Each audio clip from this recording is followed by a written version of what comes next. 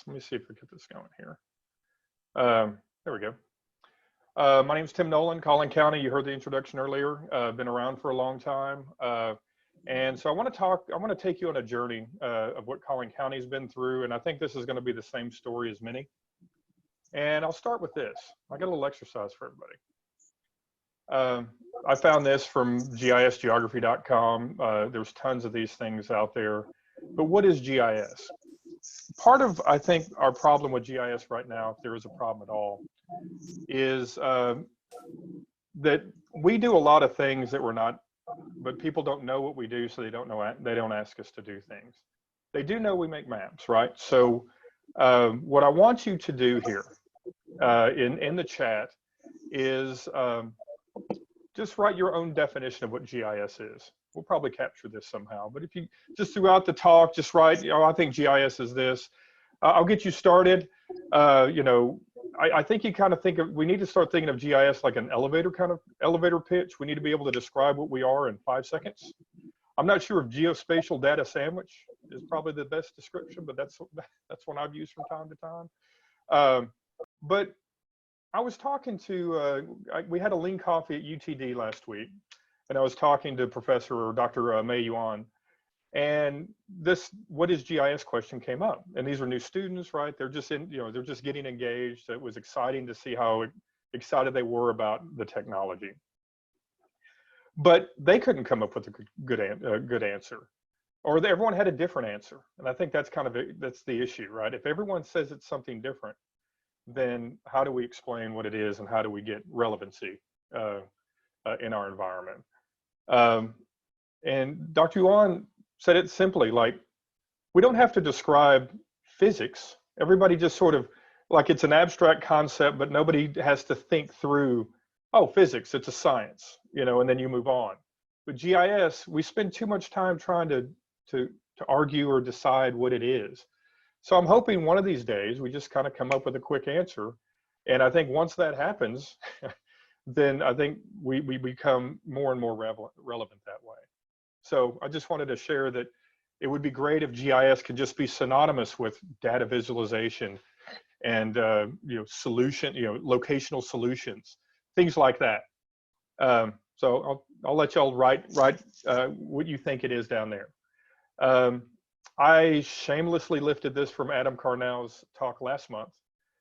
Straight up stole a slide because I thought this is what I've seen over the years, that we're often seen as a graphic product, and some of the more core and really neat stuff that we're capable of doing just go unnoticed, or even are unknown to our customers. Adam and Keith Cook put together at the GIS Managed Open Summit at the Esri UC a couple of years ago. I really love this slide. It kind of made me realize where we are here. Is if GIS is the Swiss Army knife, we're only using the toothpick right now, or that's only what people think we do. We do all of these other things, more important things, but it's up to us to tell folks. And I've got one other thing. I found this yesterday because I'm procrastinating and I was still working on this presentation, as you may see. GIS, many GIS professionals show up in the least stressful job category. And I think that's awesome. But I think part of that problem is that we don't go out there. We don't create stress for ourselves. I've seen this in my own environment. I've seen it after talking with colleagues and other folks that are in the industry, is if we don't get out there and talk to folks about stuff, yes, it's going to create more work, but really we need to think of it as it's going to create more purposeful work, right? Instead of just waiting to be told to make a map or put some data together, or maybe even now people are asking us to do like a little quick dashboard. Let's get out there and be part of this discussion before we're asked. So that leads me to this. I want to tell 2 quick stories. The first one is the abstract of this talk. I had a former intern, got into the GIS industry. It was early enough in my career, first decade of my career. And he goes, look, I'm putting my personal 5-year plan together. And GIS I don't see GIS as part of it. I was like appalled, like, how could you possibly say this? This is our life, right? I breathe GIS. This is 1998, 1999. I mean, I cannot believe somebody would say such a horrible thing. And he goes, where else, are you asked to be a geographer, a cartographer, a database administrator, a network analyst, a cartographer, and get paid less than every one of those, a programmer, and get paid less than all of those. So we have this unique skill that we know all those things. Not all of those industries know GIS, but yet for some reason the GIS community is paid less than that. And I'm going to blame me. For some of you I've talked personally about this. It was my generation, Gen X. All right, I'm fighting for the Gen X generation out there. We were young at one point, and we were excited about this new GIS technology, and we would do it for free, right? We would do it. I could do that. I'm on it. It's mine. We'll do. And instead of, we became valuable, but the industry didn't see the value in what we did. And they just saw kind of what they recognized what GIS was and not what we were capable of doing. So I'll address some of this later on. The other story, and this one breaks my heart, this is a recent story. A lot of people, Adam even addressed it in his talk last month, is that many people in the GIS industry are getting promotions, right? They're getting they're becoming maybe directors, right? Directors, with GIS in the title, or maybe not, right? Without GIS in the title. My title in particular is an IT Senior Manager of Applications. It's not, GIS is part of what I do, but it's not in my title. So this colleague, dear friend of mine, she was the GIS manager of a small town here in the region. And they're like, I'm going to get promoted. They're going to make me, kind of over IT and GIS and all the things that we've been doing. And so she went and goes, and this is the title I want to have. I want to be the Geospatial Information Technology Director. I'm like, that's a great title. It's fantastic. But if you want to get paid, get rid of the GIS. Do not have geospatial in your title. And that, I mean, literally like a tear to have to say that, because the world doesn't recognize what we're doing, in my opinion. So this is kind of my lifelong purpose now, is to get GIS where I think it belongs. So I just want to remind everybody what we do. I believe that spatial selection or spatial analysis is the opposable thumbs of technology. This is something we know how to do that nobody else does. And we need to embrace it and use it. And I'll give you some examples of how we used it early on, and how at least we became part of what it is that we do, right? Where it became, we didn't have to go, oh, we need to get GIS. We just became part of this project, and this was redistricting. We've been redistricting Collin County digitally since 2001. Back then, we used ArcView 3.2 and the districting tools that they had out there. But there's two steps to redistricting. One is voting precincts have to split up. And so we're able to, and those are based on registered voters. So in this case, we have a precinct here that has sort of two core, in this case, we need to shave. You can only have 5,000 registered voters per precinct, so we have to split and create another one. So we just simply drew a line right here to split, but we were able to see where where most of the population is, so we can shave off, so then we could create another one. This one's mostly industry, but it has like an apartment complex here, so it may never get much bigger, but at least we're able to shave off from this one. Here's another example where we kind of shaved a lot of core people here that didn't exist a long time ago, and then we just drew a little boundary here because we knew where the voters were. Here's another one. This one we actually had two distinct population centers that we just simply drew a line in the middle. Now, when we draw lines, we want to use natural boundaries like major roads and streams and rivers and things like that. Here's another one. You sort of have this potential for growth, and then you have this large population. Just cut it in half. Now, let's go bigger. Now, at the county level, we do redistricting for commissioners' precincts, JPs, and constables. And so commissioners' precincts are based on population. And I want you to pay attention to the date right here. So we did, in essence, an on-demand redistricting effort. where we had so much growth. So these big blobs, these heat maps represent growth from 2000 to 2009. So here, precinct 3, this particular commissioner had twice as much population in that precinct than they did in the others.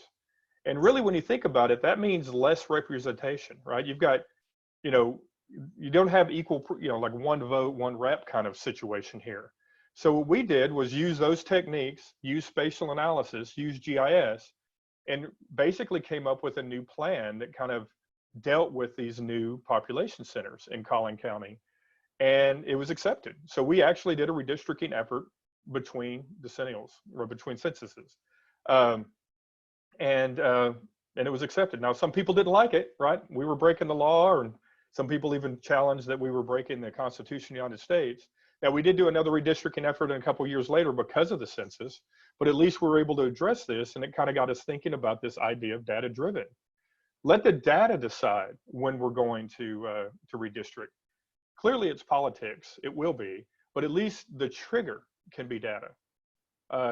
This is a little busy, but these are JP and constables. They don't have to deal with population. They deal with convenience to the citizens, and a lot of the stuff JPs deal with are like evictions and toll runners and things like that. So we have to look at caseload, and that's cool, right? I mean, if we can do redistricting based on population, why can't we do it on caseload? Why can't we do it on multifamily housing? Why can't we do it on toll plazas and things like that? You know, and I'm going to tell you now, if you don't do it, someone else will, and then the relevance of your GIS goes a little lower. You need to get up in front of this stuff. And so something happened. Brett Finster's our Brett with 1 T, by the way. Even though public record has him as 2. He's our GIS supervisor, and he's kind of been in charge of redistricting for the last, you know, couple of goes at it. And what's important here, and it kind of got me thinking, was, you know, this is an opportunity to get out in front where GIS is important, right? We couldn't do this redistricting effort without GIS. The judge himself recognized the GIS department for all of their hard work. Again, public record, right? It's court ordered. But you need to get out there, because, and don't wait to be told, right? Brett was part of these presentations in Commissioner's Court, right? Being seen, being out there. But if you're in a county government or local government, you kind of have to own who you are. And for my consultant friends out there that work with government, you know, you need to be aware of what they do. So Texas counties, if that's most of our, you know, Texas folks for most of our audience here, is mostly criminal justice. Right? It's public safety, it's jail, it's courts, it's all that kind of stuff. So where does GIS fit in?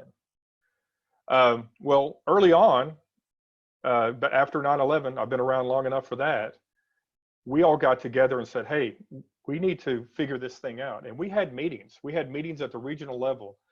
And then we were talking simple things like just common object picture, right? Common operational picture, that we need to share data, right? We need to, and GIS was the thing that could do that. So in 2001, 2002, or 2002 really, I'm part of important meetings with mayors and county judges and things about how we should share all of this stuff. We created this, you know, the national government came up with the national stockpile response zones. That we started doing these COOPs, these continuing of operational plans. GIS is there, you know, it's core in all of this. And then it vanished, right? Because when an event occurs, people come together, and between events, people kind of slip away. It's not, we did exercises and things like that, but over time they just kind of slipped away, and then so did this. So I'll come back to the COOP and SNS here in a few minutes. One thing we can do, and this is, I want to just point this out because it was early on. We started doing, the DA came to us and go, hey, can you make me a map of this case that I'm dealing with? And this particular case was a trucker that this trucker back in the early 90s when they just started doing GPS. So we couldn't get a feed. It was basically a report with coordinates on it that we basically did a cookie or a breadcrumb trail. So this person lived here and go, how could I have possibly committed that crime in the Dallas area when I live in New Jersey? Well, at least your truck and your signature were all of these dots all the way down. that was kind of cool. We were able to embed, and that was our first sort of entree to GPS, right? How do we use GPS technology? We didn't do the GPS itself, but we were aware of its existence, right? This is 2000, 2001 time. In fact, I think it's 2002. Another is like, well, I couldn't have committed that crime because there's an apartment complex there. Well, we had aerial imagery from 1995 from the state that showed that indeed it was a park and it was open at that time. So we were able to use both GPS technology and we had to go to court, right? Brett had to testify in court about GPS technology, and it got appealed. And so in appeals court, which is the Fifth Circuit Court of Appeals, is the highest criminal courtroom in Texas, where it's a 3-judge panel. They actually deemed Brett an expert in the field, and it became case law. So you go to attorneys, you go to a law library, you see all these law books. There is Brett in this law book describing the importance of GPS and how GPS technology works. Now and he did a fantastic job. And the person was, in fact, now that we do all these DA maps, we call them maps of guilt because we're kind of on the DA side of things, because it just tells the story so much better. But the fact that we're in a law book, and now any technology in Texas, anytime someone challenges GPS technology in a case, like I couldn't have been there, like the phone, my phone says I'm here, but they reference this case, Brett, the case that Brett was in, that GPS is a sound technology and it needs to be accepted. So we look at as Brett is the blind justice of GIS. So there's the law book right there in the GPS thing. So other things we do are kind of emergency kind of things, and we want to embrace our technology that we have. We had a tornado, you might remember, in 2015, the day after Christmas. And I remember David Fenfrocker, one of the meteorologists, says that one of my favorite lines, that the tornado season in Texas is between January 1st and December 31st. And I think this is clear. We are a pictometry customer, and pictometry, and if you don't know this already, in the contract, they will fly a disaster if it occurred. And so here we have these before and after photos of this, and I thought this was really interesting. The before photo here, this is a container. This is out in the country, it's a fireworks stand, and it has a container. Well, that container was lifted and landed. They couldn't find it. The aerial found it because it landed in these trees 800 feet away. But it's a way to really see the importance. And I really want to share what Brett and team did here, because this was our first use of online GIS, because the Texas Egret was invoked, but they had a lot, right? This is Dallas, south of Dallas. I mean, we were overwhelmed, right? So we were on our own at the Collin County because most of the folks were addressing the Rowlett Garland tornadoes here. But we were sharing all of this data. This Fujitsu scale tornado was, the National Weather Service posted it. We put it online. All of these houses that were affected, Brett put it online, so everybody had access to it. So it was really our first entree to this more, you don't have to send data, you just go get it. I thought it was fantastic. Prior to that, we had another tornado, and this is kind of how we addressed it. Here's where we learned lessons, like we didn't have ways to capture information. But a lot of the data that we have, you can see these tornado paths and see the effect of things like this. Notice this date right here. The first tornado that we had to deal with, because it is Texas for crying out loud, was Mother's Day tornado that went through downtown Wiley. I had no data. I'd only been here a year, and we didn't have data for this region, but we did have a Tiger file, and I did have an emergency manager that flew in a helicopter, and we just sort of digitized on the fly. There was no such thing as aerial photography or orthos that we can pull up. That didn't exist back then. Couldn't even access satellite imagery, so we just had to fudge this the best we can. What I love about this is it was GIS getting out there, like, whoa, now we can do something. And I know I'm not asking everyone to wait for a tornado to become famous or to get your name out there, but find something that matters. This mattered.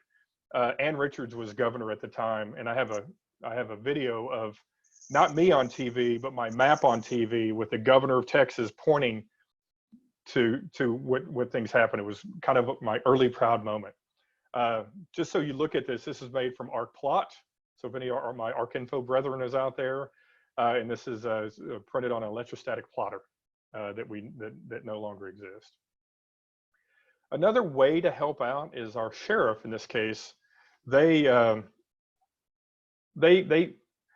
police. They're contracted to be police for some of these smaller towns, and they have to go to city councils and report. And the way our CAD and RMS system was is you'd bring a report that had a stack of paper this big, and the citizens would freak out, and the city council would freak out because, you know, I can't believe we have that much crime. Well, that covered every incident. So what we did was we peeled out crime, and every incident is just like checking door locks, telling dogs to be quiet, turn down the music, that kind of stuff. These aren't real crimes. These are just police doing good police work. So showing them as green dots, it made people feel better, like, oh, we've got full coverage, and now we really only have 2 crimes instead of 50 crimes that people freaked out about. So a map was able to share, you know, one picture told the story of a stack of reports that big. And so it became something that was like, oh, this is going to be a lot better to ease our constituents out there. And finally, we were hired by the city of Wiley about 15 years ago to help out with their fire department. And they have this project that they do, I think every 10 years, they have an ISO rating of 1, which is the very best you can have. And the pressure was kind of on us. Our team was like, well, they can't go less than 1 on our watch. So let's just make sure we come to the rescue here. And they have this ISO mitigation is, where are the fire stations? What's a mile and a half away, then how many fire plugs or fire hydrants are within that? This is spatial analysis 101. They would hire a consultant that would take by hand 2 to 4 hours to draw 1 map, much less 4. We could do this analysis in a minute, 2 minutes. And we were able to then kind of we could come up with multiple scenarios. So what if we build a road here? What if we added another station there? You know, it really helped them decide what the next station was. And it was GIS, right? It was GIS that solved this problem. There was no other way to do this. So what's the next level, right? How do we expand our reach here? I was at an IT conference, and one of the keynotes was talking about Shannon Tuft, a professor at University of North Carolina. She was giving a keynote going, hey, IT needs to be available, right? They need to be at the table when these decisions are being made, because IT gets dumped on whatever those, oh, we need to have this tech that solves this problem, and the IT folks need to be there. I get it. This isn't an IT talk. The stories that she would tell on how IT solved their problem was, there was this organization and their GIS department did this. And here's another organization, here's another example how the GIS team did that. She was describing these as IT projects. And what I was hearing was, GIS really, for those of us that are in IT, GIS can be the face of IT, right? This is the one thing that if IT is mostly internal, right? It's hardware, software support, that's the connection between GIS can be external, right? We can be the consulting arm of IT if we're an IT department. So these are, it's just a light bulb went off. Now what? Well, now, I've been watching a lot of Adam talks, right? He's a hero of mine. I follow him. And he talks about now, not business intelligence, but location intelligence, right? It has to blend with the business. It's all about the business here, but how do we kind of change, right? Rebrand who we are. So location intelligence is something that I think we can use because it's new. Again, lifted from last month's session, was we feel comfortable being here in the tech space. But for us, if we need to get out, and we need to get out of our comfort zone, we need to understand what the strategy and the organization of the department is, and then what the culture, and we really need to know what we're doing about this. So I go back and listen to Adam's talk. It was fantastic. It covers this in a lot more detail. But I want to talk about our comfort zone here. All right, so this is just off the internet. Let me give you an example. I'm going to give you 2 here. The original example was, so here's my comfort zone. I just got a promotion, so now I have a lot more responsibilities. Another way to look at this is 2 months ago, I'm in the movie theater, I'm going to the grocery store, I'm going to conferences. Now we need to keep social distance, right? A new it's a new normal, right? It's a new space. And so the difference between where we were, right? And let's go back to my job experience, my old job in the basement where everything was fun, you know, I did everything, but I wasn't really moving anywhere, to this new responsibility of now I've got programmers and DBAs and things that I'm not real familiar with. That gap creates stress, and lots of it. The gap between where we were 2 months ago and COVID-19, we're all freaking out, right? We're stressing out right now. But the good news is that this stress subsides over time because we learn, right? We understand what our new role is. And I guess you really have a choice, or at least let's use the job experience. Either leave the job or learn the job and become the job. And then once you do that, then now that becomes your new normal. And once it's your new normal, then you can, you know, then you'll look for the next ring. But now you've had this experience. And this is where I think GIS has been.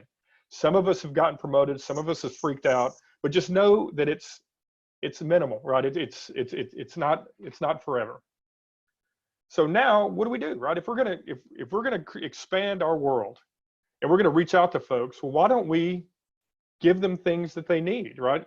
So you got to go meet with them. You got to understand what what it is that they do. Or as Adam said in a recent message was, recent presentation, if you know two things, what's your vision and what's in your way, right? What's your pain points? What's keeping you from that vision?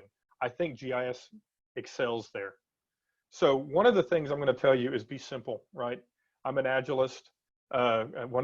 This is Agile principle number 10. Be simple, simplified. And what I learned even recently was to be simple, that means remove complexity, remove steps, remove things. So if you write an application and you want it to be GIS and you want people to use it, it better be no more than 3 buttons, because you know what to do, but the customer does not, right? You live and breathe this stuff, the customer doesn't. They have their own job, their own passions. So we need to kind of create that separation. So I wanted just to kind of talk about our first entree to this, was we made a decision that all of our apps were going to be responsively designed, because we felt most people were doing phone. And if you've ever heard me talk, I just won't shut up about all this election stuff. So this is kind of one last time, or maybe here even a shameless plug, but we won an award for this kind of thing. But what I wanted to point out was it was simple. People were using this. We have a lot of stats on how many people use this application during elections. And it's basically kind of a dashboard and a routing built in. So if you were in a long line, you can scan a code and it would take, and then you can pick another route. You can route yourself to another location that has a shorter line. And here, or if you just wanted to see, you know, a bigger picture where those line weights are. And it kind of made it to Jack's plenary session. There it is right back there. So, and we won a ERISA ASEG award for this, which I was very honored to win. And in fact, that was sort of my entree to this ERISA community, which I deeply, deeply love. I got to meet a lot of people, thought this is a place I want to be. Here's another simple application, not Esri. This is using Google Maps because it was easy, right? It was simple. We wrote, you know, if you looking at this on your tablet, this is foreclosures, right? If you want to do a little research and you're thinking about buying that foreclosure property, you can just grab that dude and see like your drive-up appeal, right? Google has all that. We didn't have to reinvent all that stuff. It exists. Here's what it looks like on your phone. Same property. It has a lot of value-added stuff. The requirement was to post the legal description that nobody reads. We were able to use the parcel data and pull out some information that most people want to see. But the map made the difference, where here you can click and you can route yourself to that location and go do some research on it. Here's another open source product that we dabbled with in the last big federal election, which was the midterms. And we're kind of looking at, Collin County has been a deep red county for a long, long time, but there's a lot more blue than there used to be. And this was right now we're looking at the Beto O'Rourke, Ted Cruz race. Ted Cruz still won Collin County, but it was a little closer than I think most people thought. But this is just a quick and easy way to look at it. It looks great on a phone. You know, all it does is you zoom in, you can look at stuff and see how the vote turned out. Here's a case where like it was a 35 vote difference that made it blue. That's how close some of these races are. Again, nothing special. This year, we decided to use Esri's templates and Esri's election solution to see how that worked out. And it looks like it worked out just fine. You know, so we're just low code stuff. We just kind of built it as is. We used it as a dashboard, right? So here's the county. You can't quite see the outline, or maybe you can, but this is various times throughout the day to show that some of the greens are turning yellow. And then at the end of the day, we had a lot of red lines here. It's just a nice way to know at a glance where the line, you know, maybe I drive out here and vote because nobody's out there. Here's another cool way to visualize stuff. Again, not asked to do this. Sometimes you have to do something and then see if it has value. I'm going to see if this pops up. It looks like it's going to. Live demo. This is showing election early voting results. So over here, you see the early voting tallies per day. But what's cool about this, and what I thought would be cool, I just thought it looked neat, and Brett, you know, and team kind of put this together to kind of appease me. But there was value in this when we showed it to the election administrator, because now you get to see the reach of these vote centers, right? You know, even though the vote center's here, this person lives in Anna and drove here because maybe they work here, right? You can vote anywhere you want to in Collin County. Certainly you can do that in early voting. So I wanted to share, let me go back to the, let me minimize this, back to the presentation. This Mountains of Democracy idea. No reason to do something like this other than, man, this is so cool. I think it was. I had a recent conversation with Brett, our GIS supervisor, and this was kind of the case back there. Is, I think he said it bluntly, like, Tim, you could be demanding. And he's right, I can be demanding, you're right. I mean, because I can't even do this stuff anymore. I mean, so I don't know how to do any of this. I'm management, right? I'm you know, largely useless, but I can demand things. I wanted to do like a 3D. So now not only do we see the reach, but we see the volume at the same time. Just another way to visualize this data that nobody asked for yet, but now this is fantastic, right? Now I can understand and see the big picture. One last thing on this. I posted this on Twitter and LinkedIn recently, and it got tons of responses. This has no value other than, whoa, that's a different way to look at stuff. Sometimes if you just use GIS as art, it gets a conversation going. Well, what is this? What am I looking at here? Well, these are you know, these are the cores of the vote centers, and these are where the voters came in from. Wow, you know, tell me more about this. So it's just a way to kind of get the conversation going about GIS, and kind of a cool way to look at it. And I don't think it took that long to do. It was eye candy to me. I got to have this. So let's move on to emergency preparedness and response. And this is kind of what I want to, you know, this is where I want this discussion to be. I don't know how we can kind of open this up. I'll give you a quick little background. So remember those COOP plans that we had way back when? You know, when you have an event like this COVID-19 right now, now's not the time to find out that COOP plan hasn't been updated since 2005. Or you went out and bought a Winnebago that's equipped with all this data or all this equipment from 2003, right? It has ArcGIS 7.3 in it. I mean, now's not the time, right? You gotta keep preparing for this kind of stuff. So I read this article, Shamanti Paul wrote, here's what you see about preparedness, right? You know, preparedness, recovery, prevention, relief, response, that kind of stuff. And he did a good job. They did a good job about putting this together as, you know, how does GIS fit into all this stuff? And then these are all the map things that you can do. I thought this is fantastic. And what I'm going to suggest here in a second, after I introduce Terry Martin, right? So I was at the GIS Pro last September, and I sat through an emergency preparedness half-day course that she taught. And she kept talking about how GIS can do this and how GIS can do that.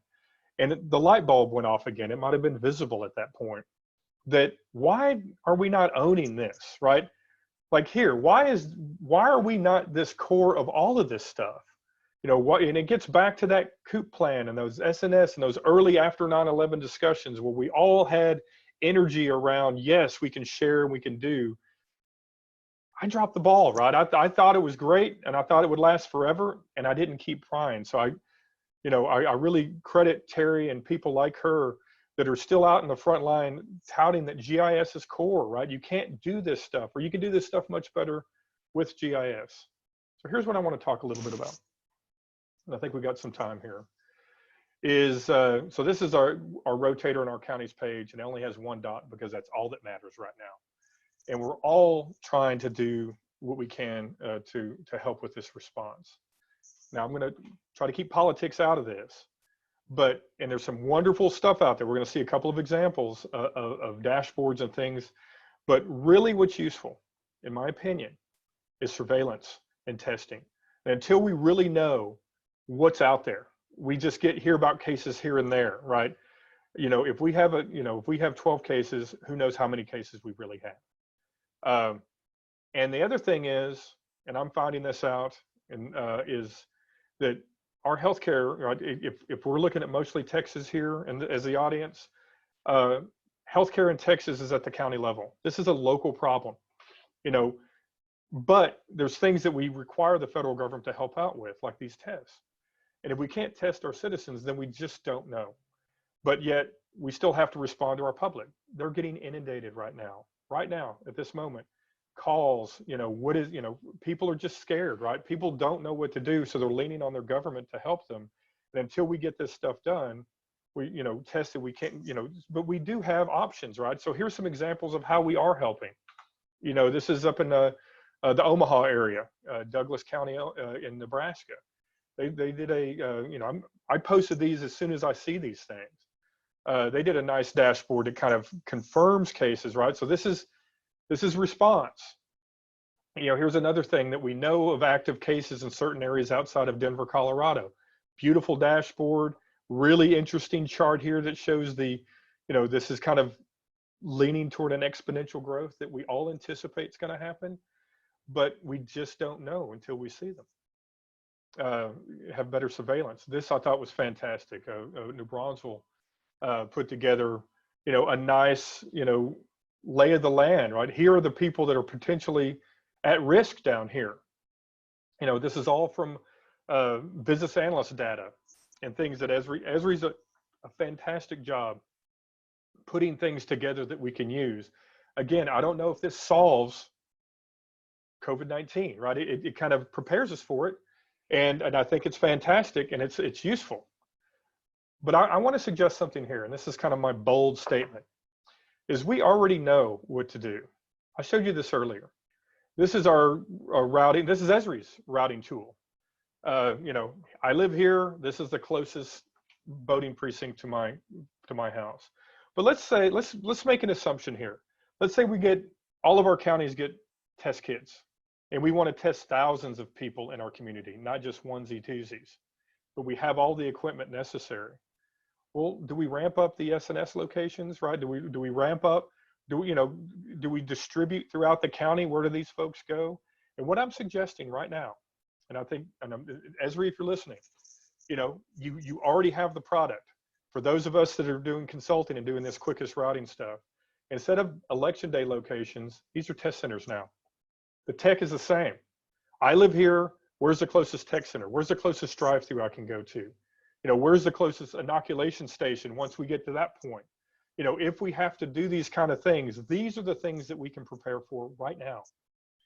And if we don't do it now, right, it's just, then we're going to be reacting. Now is an opportunity because we have little to no surveillance. So we have time to prepare for when we finally get that surveillance out there, that we can begin to help our citizens get to get the help that they need. Another way, we've seen this already, this cool, outreach of who voted. Why not this be the same as, here's a testing center and this is the population that we tested and here's where they reside, just to see the reach, just a thought.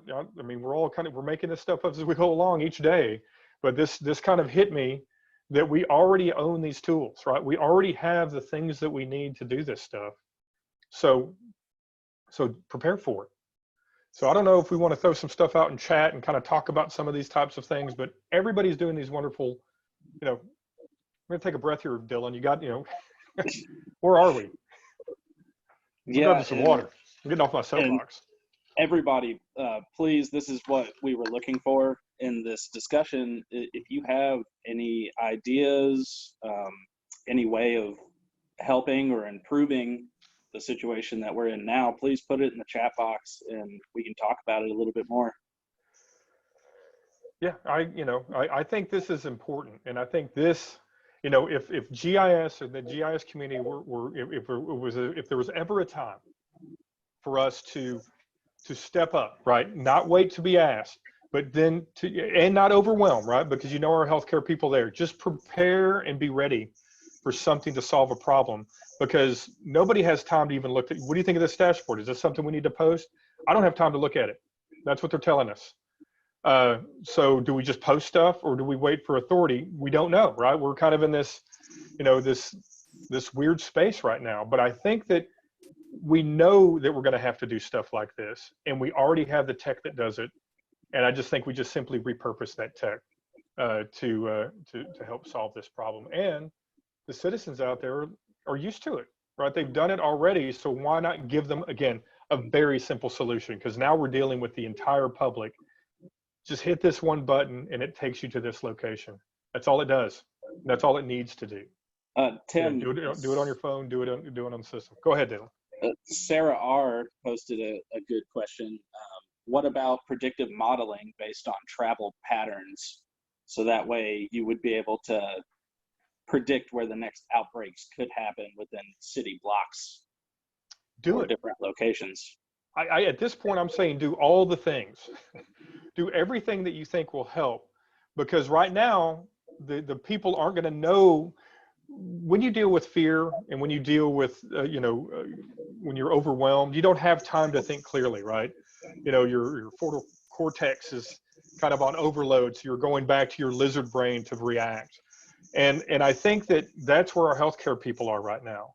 So if you think that helps, and if you have time, then do it and prepare it and have it ready to go, because otherwise you won't have time to react to do something like this. And I can tell you now, the healthcare people will not know that you even know how to do a thing like that. So I think if you prepare it and do it ahead of time, I think it will ultimately be helpful. Got anything else, Dylan? Let's see. Jordan Carmona, if the private-public partnership goes through, then it'll be incumbent on the county to act as the coordinator between private entities like Target, CVS, Walgreens, yep. And then do we leave it all on them? Hold on. And just act as a megaphone to help, I guess, promote all of that. And that's you're right. I mean, that is going to be the county's role as coordinator. And if we do these things, then these know that, right? There's a Target, or there's a Walmart, there's a Target, right? These become testing centers, and we still route to them, right? We just identify that those are places. So our healthcare people or the county should know the list of folks that are participating in this private-public partnership. And once they have tests available, and once we want to send our public out to do something like this, again, I don't know if this is something like let loose. I don't know if this is something you share to the public just yet. I mean, you got to be a little bit reserved, because again, the healthcare folks are already overwhelmed. They don't have time to deal with some stuff like this. We just want to be there as aid for them, and we don't want to wait for them to ask for things. So to answer Jordan's question, I foresee that if that does come to fruition and we do have various locations throughout the county, we'll know which of those private entities are doing these tests. And so they will become the known location, and then you will be the unknown location, right? You'll be the random location, right? Wherever I click, it routes me to the closest Target or Walmart or CVS or whoever's doing this program. So I hope that answers the question. And again, I don't know if it answers it. It's just a response.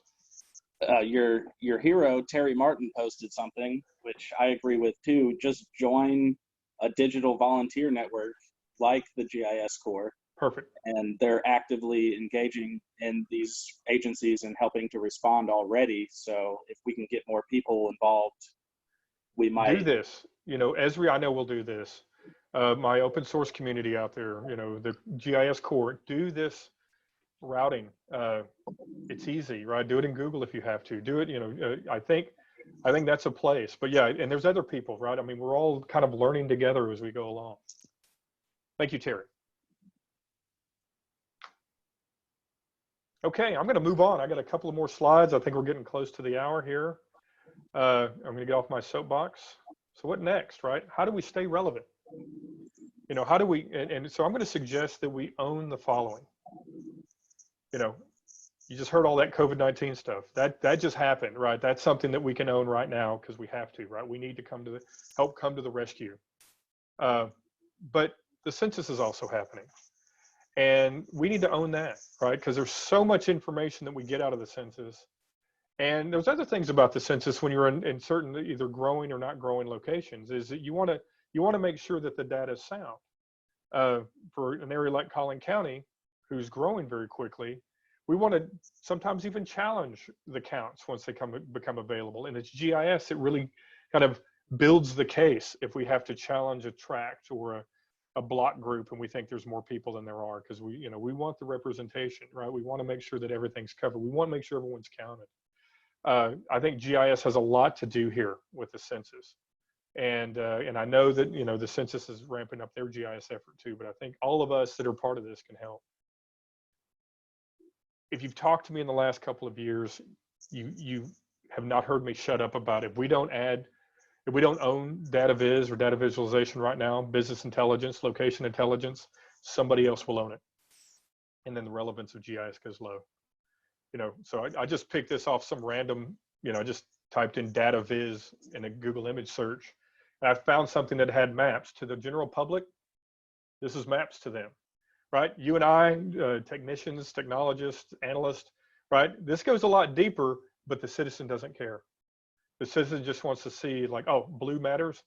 Then I need to live in the blue area. Oh, red's bad. All right, I'm going to stay away from that area. They don't care how hard it was to build this thing. They don't care all of the, the infrastructure behind what it is. They just want an answer. And if we can't provide that answer, somebody will. SMU, for instance, we even work with them. They have a business analyst master's program that they're building business analysts who are getting hired that are basically doing a lot of the GIS work. And if we don't own data viz now, then it's going to pass us by. Please embrace this. And then elections, right? And this is a good year, right? It's a federal election, it's a presidential. Be present, be known, make everything that you do available to some folks so they know that, oh my gosh, I did not even know you can do those kind of things. So we've cooked our bacon on elections for the past 15 years, right? You guys, I talk about it all the time. I want to add one more thing about getting out of your comfort zone. And this is something that I learned from Pinellas County. I'm trying to find his, that the GIS manager there, he spoke at a GIS manager summit. And he said, if you're in your office, then you're not doing your job as a GIS manager. You need to get out there and share what it is that you do. So I want to tell you, like, what we do here at our county is that we have these meetings that we meet sometimes with department heads, elected officials, but really we want to meet with the SMEs, right? The people doing the work. And we ask those two questions. What's the vision, right? What is the vision of your department?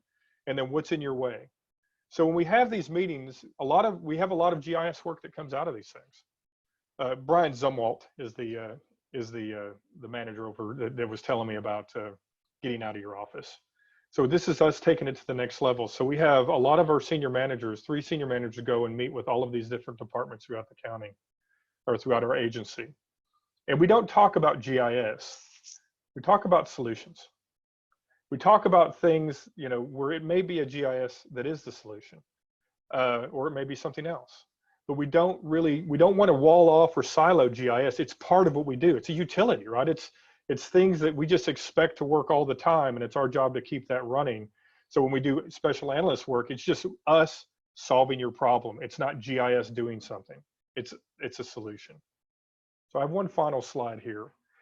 And this is actually a quote from my boss, and I like to suck up like the next person, but this is actually a legit quote. I really like this quote. If you're waiting for the cavalry to knock down your door to engage your customers, turn the mirror on yourself, because you're the cavalry.